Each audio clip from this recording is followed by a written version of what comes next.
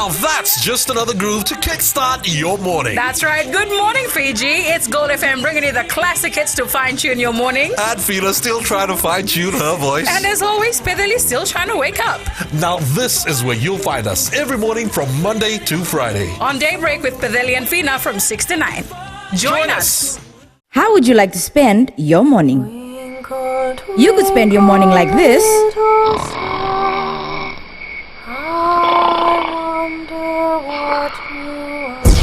Or you could spend it like this.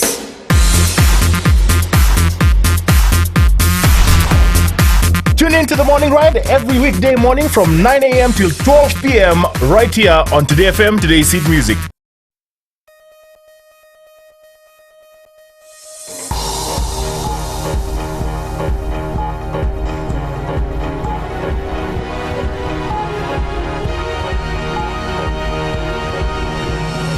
Tonight, former PWD workers in court for $500,000 scam.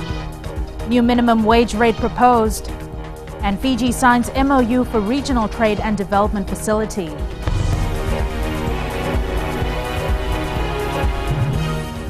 Good evening, I'm Jackie Spate and you're watching FBC News. 8 former employees of the Public Works Department appeared in the Suva Magistrates Court this afternoon. It's alleged that in 2010 they processed multiple payment vouchers to multiple companies. Chanel Sivan was in court. The 8 have been charged by FICAC for causing a loss and obtaining financial advantage. It is alleged they falsely facilitated the process of payments amounting to more than $600,000 to Phoenix Hardware Engineering and General Supplies Limited, owned by one of the accused, Shelvin Narayan. In the first count, it is alleged that Taniela Railala, Tavenisa Tavanga, Ana Langere, Amelia Vunisea, Losalini Torodha, and Laisa Halafi falsely facilitated the process of payments amounting to $8,841.60 to Phoenix Hardware Company, knowing that it would cause a loss to PWD. In the second count, Railala Tavanga, Langere Vunisea, and Vadiseva Langai allegedly falsely facilitated the process of payments of $47,205.10 to the same company. In the third count, Langere and Vunisea allegedly falsely facilitated payment amounting to $179,930 to the same hardware company. In the fourth count, Railala, Tavanga, Langere and Vunisea allegedly did the same, with the amount being $40,647.68. In the fifth count of obtaining financial advantage, company director Shalvin Narayan and Sunil Davendra Raj allegedly engaged in a conduct that caused payment of the hardware company amounting to $276,000 from PWD, knowing they were not eligible to receive the money. In the sixth count also of obtaining financial advantage, Halafi allegedly falsely facilitated payments of $46,000 to Phoenix Hardware. 6 women and 2 men have been released on bail bond of $1,000 each. FICAC lawyer Henrietta Matakitonga did not object to bail. They will reappear in court on October 31st to enter a plea. Chanel Shivan, FBC News. $2.32 an hour is now the proposed minimum wage. National minimum wage consultant Dr. Mahendra Reddy made the announcement today as a result of findings of the National Minimum Wage Baseline Survey. Ritika Pratap reports. The survey findings revealed that in some sectors, up to 34% of workers don't get the true minimum wage as gazetted. In certain sectors, about 30% of workers are from poverty-stricken households. Apart from this, the survey findings also reveal that overall in the formal sector, 68% of workers earn below the average income of that sector. Fiji's formal sector, the mean hourly wage rate is $4.76. 68% are earning below the mean. Then I proposed that based on this, we should peg the national minimum wage for Fiji to $2.32 now going forward, and then we should raise it to $2.50 in a year's time. Dr. Reddy says the minimum wage should be 66% of the median wage. Immediately, we could peg the minimum wage to 60% of the median wage, which comes to $2.32. So no one in the country should be paid below $2.32. It includes people who are employed in the informal sector. If approved, all sectors in Fiji that are paying their workers less than $2.30 will have to match up. So no sector should go below the minimum wage. That's the first thing. Second thing is that there are sectors which are not organized. Now, for example, the agriculture workers, the informal sector, the house girls and car wash boys, etc. So all of them now will be captured under the national minimum wage. The findings was released to a wide range of stakeholders today to seek their views and comments before a final copy will be submitted to the Labour Minister. Ritika Pratap, FBC News. Meanwhile, stakeholders who have been lobbying for the establishment of a minimum wage rate have welcomed the new proposed rate. Ritika Pratap has more. Fiji's poor wage rate has been blamed for the high level of poverty in the country. And a strong advocate of a proper rate says the new proposed rate is a good start. The transitional arrangement, I think it's excellent. But hopefully it's not the final one. And as he mentioned, he envisages every 2 years that this will be revisited and the formulas will be used again and perhaps changed a little bit.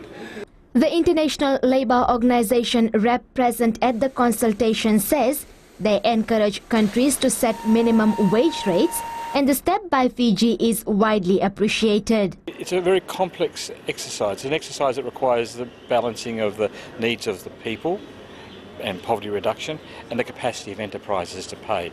And that's why a study is useful, but what is most important is events like this where workers and employers and the government can dialogue. So, you know, I'm very, very pleased. The Fiji Commerce and Employers Federation has also welcomed today's announcement. We said that minimum wage should take into effect the productivity, the productive levels of this country, the economy of this country, where we are at this stage, and his survey did take those into account. However, all stakeholders have stressed that proper monitoring mechanisms must be put in place to see that all employers comply with the proposed rate of $2.32. Similar consultations will be held in the Western and Northern Division to seek views of the people on the findings of the survey. Ritika Pratap, FBC News. Prime Minister Vorengen Bainimarama met with Marshall Islands President Christopher Lowick at the 68th session of the United Nations General Assembly in New York today. The two leaders discussed bilateral cooperation, and President Lowick was appreciative of Fiji's contribution to drought relief efforts in his country. They also discussed Fijian assistance provided in the health and education sectors. Although Fiji did not participate in the recent Pacific Islands Forum leaders meetings held in the Marshall Islands, Bainimarama was pleased Fiji helped with the training of the protocol officers required for the meeting. Bainimarama also thanked President Lowick for the presence of the Marshall Islands at the inaugural meeting of the Pacific Islands Development Forum. Fiji has become the 7th country in the Pacific region to sign a Memorandum of Understanding to establish the Pacific Regional Trade and Development Facility. The facility will act as a streamlined mechanism for trade among Pacific ACP states. Neelam Raj reports. Acting Prime Minister Ayaz Sayed Kayum and Pacific Islands Forum Secretariat Acting Secretary General Feleti Teo signed the MOU today. The fact that we have the Pacific Island countries coming together will also help better utilize these funds in a more efficient and effective manner. Because if there is a coordinated regional approach, and in particular aid for trade, then we'll be able to tailor this specific aid in a targeted manner. A total of 10 countries need to sign the MOU to make it effective, and the facilitators of the MOU are confident that more countries will come on board. With the consultations that we have undertaken with other Pacific ACP countries, we are quite confident that we'll be able to achieve that number in the immediate future. The Pacific Regional Trade and Development Facility will enable Pacific ACP states to actively participate in the international trading system and will have no political influence. There is strict prohibition on political interference and a strict prohibition on political considerations influencing the decision-making process of the facility. The concept of the facility originated in 2006 for an economic partnership agreement between Pacific ACP states and the European Union. Trade ministers from the region are expected to meet with the EU Commission in Brussels in 2 weeks, where the facility is expected to be top of the agenda. Neelam Raj, FBC News. In the news ahead, fallen comrades remembered.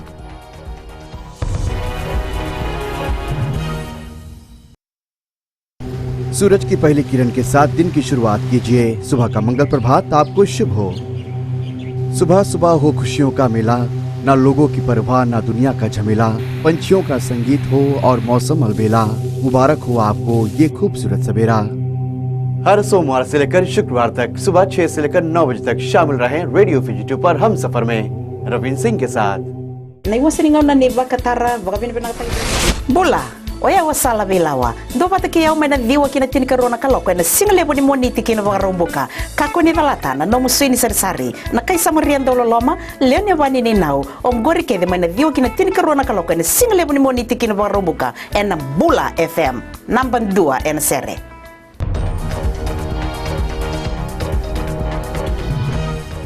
Welcome back. You're watching FBC News. A new chief has been installed for Namotomoto village in Nandi following a traditional ceremony this morning. William Vikoso is the new Tauke Tukani, the next in line to the title following his brother's death earlier this year. Christopher Chand with this story. It's a joyous occasion for this village, located only a stone's throw away from Nandi town. This is their new chief. Today is a very special day because it completes the structure that we, Fijian structure, the traditional Fijian structure that we have in the village. Almost 6 months ago, his elder brother passed away. William Vikoso has been chosen as the new leader. His installation marks a new beginning for the people of Namotomoto. We have been following what our elders have been doing. The chiefly title of Tauke Tukani, it belongs to the Tokotoko of Nasawa, of the Matangali Noe Lulu. And there was a process being followed. The message was being relayed to all the chiefly household in the Vanu Nabatu level.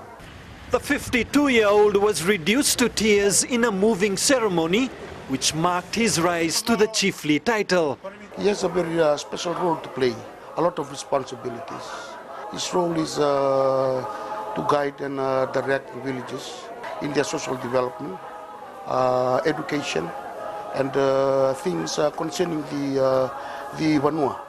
The new installation is a special occasion, one that calls for celebration with the hope of prosperity for their people. Christopher Chand, FBC News.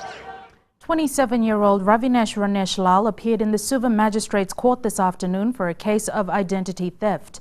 Lal allegedly created a fake Facebook account by using the profile information and picture of a well-known radio announcer. He has been charged with 3 counts of obtaining financial advantage by deception. It's alleged he displayed electronic items for sale, exchanging information such as contacts from the group whereby sale proposals took place. Victims deposited money into the suspect's bank account, but allegedly never received anything. He will reappear in court on Monday for a bail application. Today marks the 24th year of Police Remembrance Day in New Zealand, Australia and the Southwest Pacific. Here at home, a dawn service was held at the Police Response Unit in McCoy for 17 police officers in the South, Central and Eastern Division. Apisolamedoka reports. Government officials, senior police officers, diplomats, relatives of the fallen and invited guests came together this morning to remember our fallen comrades that passed away while in service. You are no doubt proud of your beloved one's service, and we share that pride with you. To our active police officers, it is up to you to follow in the footsteps of the men and women who came before you, to justice to their legacy.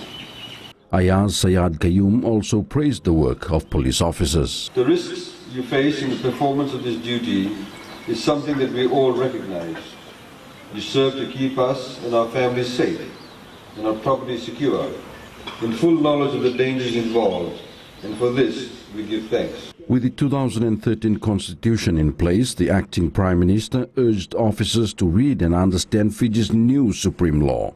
Sayad Kayum also reminded the officers of the challenges that lay ahead of them. You're also serving in a world that is rapidly changing, with the advances of technology and the effects of globalization. And crime is changing with it. Transnational and international crime is becoming more common, and is certainly not something we are immune to in Fiji. From September 2012 to September 2013, the Fiji police force lost 25 officers while in service. Apisalome Dhoka, FBC News. It's time for your Friday Sports, and Jamie, what do you have for us?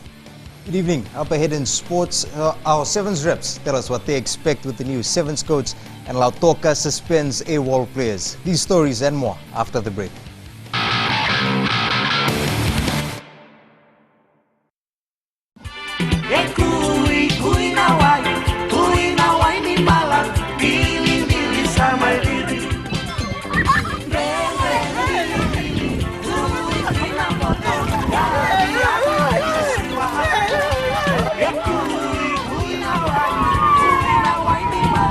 Nimbula, methangu nimilote na isaro tambua. Nama kia umena rua kina ona na via kavi moniti kina wakarambuka. Rongo mena via sama kina viva ka barota kini ndreko malolo. Ena Radio Fiji 1 na wongani via niano. Ngai nama kia kina.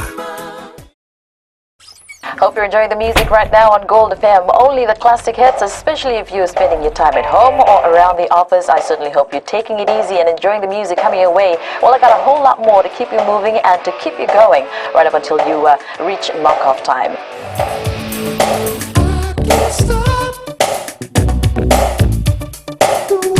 I'm Kara. Join me every weekday from 2 to 7 on The Ride, only on Gold FM.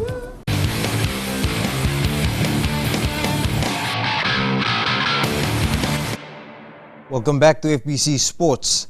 New Fiji Sevens coach Ben Ryan arrives in the country this weekend. All week there's been nothing but positives regarding his appointment within Fiji Rugby, and even today the players themselves have revealed they too are eager to work with Ryan for the upcoming season. Elena MacDonald reports. In their own words, all the experience in the world is not enough to prepare them for what new Fiji coach Ben Ryan will unleash onto the national team.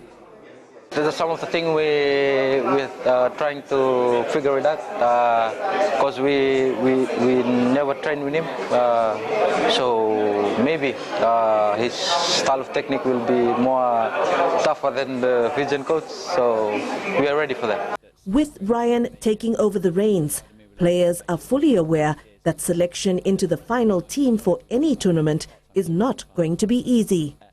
It's a big change, having someone from outside of Fiji come and coach, but I think we have to give everybody a chance. And I guess that every coach has his own game plan, I think, and Ben Ryan has his own tactics and game plan to go with Sevens Rugby, so yeah, really looking forward to what he brings to the national team.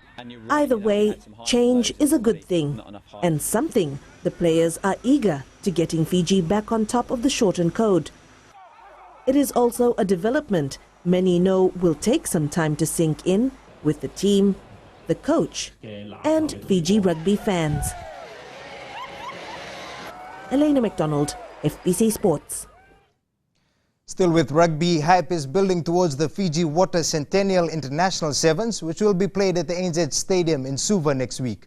Organizers today drew the winning names of lucky fans who will get VIP treatment and free tickets for the two-day event. Suva's Magivula won both the third and first prize, while Rajnil Prasad from Savu Savu won the second, which includes 6 VIP grandstand tickets and lunch for both days. Officials are pleased to see momentum building for the tournament. This is a step towards trying to attract a leg of IRB 7 Series to Fiji, which we hope will be considered by IRB, and soon we should be seeing these big names that we watch on TV playing at our very own national stadium. The Fiji Water Centennial International Sevens will be played from October 4th to the 5th. The Fiji Indo Sevens tournament is gearing up to be a fiery affair. One team in particular will be hoping that their experience in past events will be enough to see them through. Charlene Daudakadaka reports. The Wainibula Eels side will be looking to make a statement this weekend. Despite their experience in big tournaments such as the Maris Sevens, the Dombati-based side is expecting a run for their money. We look forward to this upcoming tournament on Saturday, and everything is good to go. But we will be going in as underdogs, despite being the host of the tournament. We will be getting the underdog takes, and we're expecting tough competition from the other teams. We respect them very much and wish them all the best. 10 teams will be participating, with 3 from the West. Organizers were surprised by the interest from teams looking to compete, indicating the passion that exists for the sport. Now that we have like 10 teams, we know that the interest is huge, and we'll just keep continuing, because our vision, well, really what our aim is to have someone play, like some of us Indo-Fijians to represent the national team, one day. If not now, then sometime in the near future. The tournament kicks off at 9 a.m. tomorrow, with organizers relying on a good turnout from spectators to urge the teams on. Come support the boys. I mean, it's always good to see a bit of crowd, when you're playing any sport. So why not come, and if you're not doing anything, come support the boys, and hopefully this will lift their morale and lift the standard of this category. Local coaches may want to keep a lookout during this one-day tournament, which may unearth some raw talent. Charlene Daudakadaka, FBC Sports. Lautoka football trio Alvin Avinesh, Krishnil Dutt and Arvindra Naidu have been suspended indefinitely from all levels of the sport. This after the three played in a tournament overseas a fortnight ago, which was organized by the Australia-Fiji Soccer Association. Prior to their departure for Australia, the players did not take the required release from Fiji Football Association or Lautoka. FA Chief Executive Bob Kumar says the three will be charged and will appear before the Board of Control after the court's inter-district championships. The Mr. Suva bodybuilding competition will be nothing short of exciting, with clubs around the capital entering more contestants this time around. For 57-year-old Paula Toy, the competition will be a way to gauge the extra benefits of something he already enjoys. Shalvin Chand has more. Paula Taui has been doing weights for the past 20 years. It has been his only form of exercise. I do it because I don't play football, I don't go for touch rugby. I play them, but now I'm only doing just because I like physical training. It's good for my health, and yeah, it's good for my health. Taui feels that he has attained the shape and is in form to compete in the Masters category in the Mr. Suva competition. Well, now I'm really determined to, if I can see that I'm improving with my body shape, and I'm planning after this competition I'll go seriously doing abs and working on other part of my body. This particular competition has seen a lot of interest being generated. Somebody should support the younger boys nowadays in sports, including especially bodybuilding. It's going up slowly for this time, so we better lift the standard right up to that level again. So I'm just training the young boys from those years till competition tomorrow, just to feeling the young boys to come up for the competition for tomorrow. A new champion will be crowned this year, with the reigning champion suspended for not adhering to rules. The competition starts at 2 p.m. tomorrow at the Playhouse in Suva. Shalvin Chand, FBC Sports. And that's it from Sports for tonight. Good evening.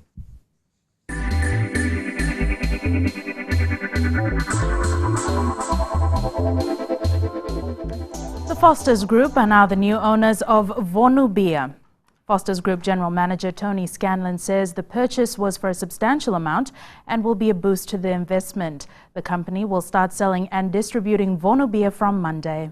And we think it's a great export potential for Fiji and for the Vonu brand. We think that there is a lot of potential in Australia and other markets to export it, and that's basically the power of the brand.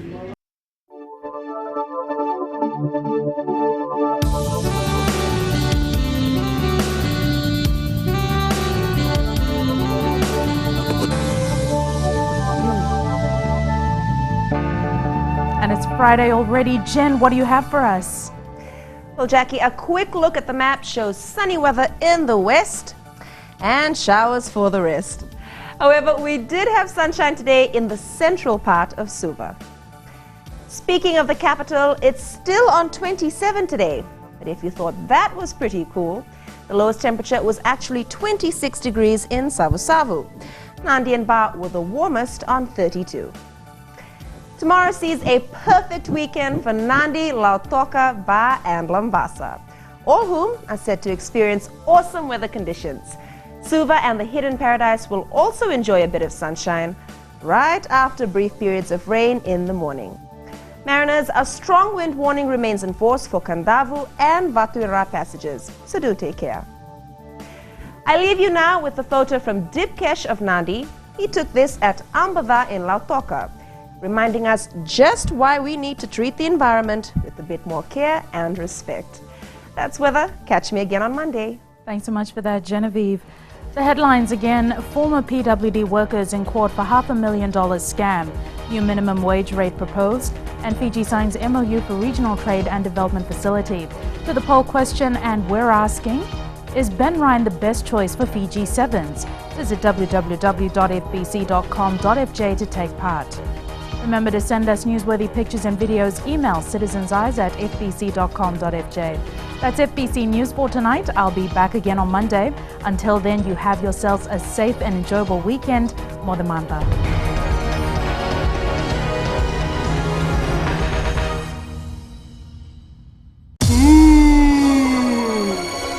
आपकी शादी होने वाली है। 5 बच्चे होंगे। 5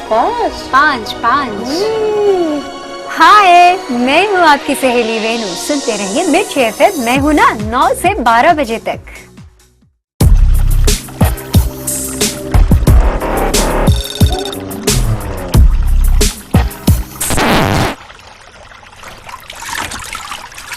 Hi, I'm Sophie. And I'm Tix. You can join us on The Breakfast Show every weekday from Monday to Friday, 6 a.m. till 9 a.m. right here on Today FM. That's right.